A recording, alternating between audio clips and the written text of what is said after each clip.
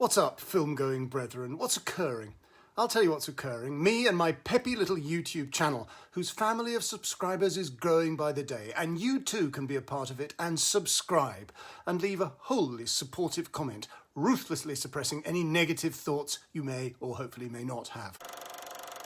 There is genuine horror in 20 Days in Mariupol, this eyewitness documentary about Vladimir Putin's attack on the southern Ukrainian port city of Mariupol. I spent many moments of it with my head in my hands. This was the brutal siege which lasted from February to May 2022, when civilian centres were targeted and over 25,000 people killed.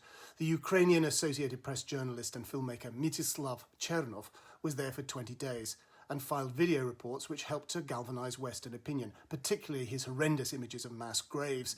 But this movie is the uncut, unexpurgated version, the real nightmare, the real explicit obscenity which no TV executive would ever put on the nightly news. This is painful to watch, but it must be painful to watch. Вони нанесли бомбовий удар. Вон там! Хирургический корпус, вот там вот! А, вы в госпитале, да? Мамочка! Не знаешь, куда бежать.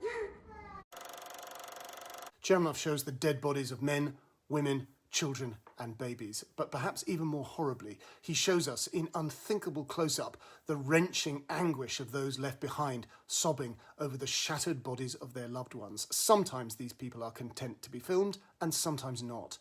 Chernov also shows us how the indignity and inhumanity of war manifests itself in other ways. Ukrainian civilians in Mariupol began looting, some food shops from sheer want, but other places out of opportunism. A woman who owned a general store, smashed by the shelling, is shown confronting a man who is walking out of it with goods under his arm, including a child's football, which he is shamed into throwing back. But perhaps the people in their wretchedness think that this plunder is a tiny recompense for the nightmare they're going through. As for the Russian authorities, they brazenly claim it is all fake news.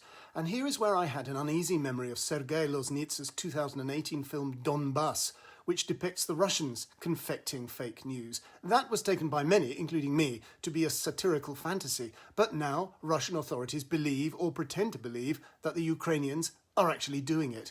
This searing film bears a terrible witness to a great crime. That'll have to be it for the time being. Please give this vlog a like and a share on social media. Please subscribe to this channel, and please put your money where your good intentions were and buy my book, The Films That Made Me, an edited selection of my essays and reviews for The Guardian. See you next week.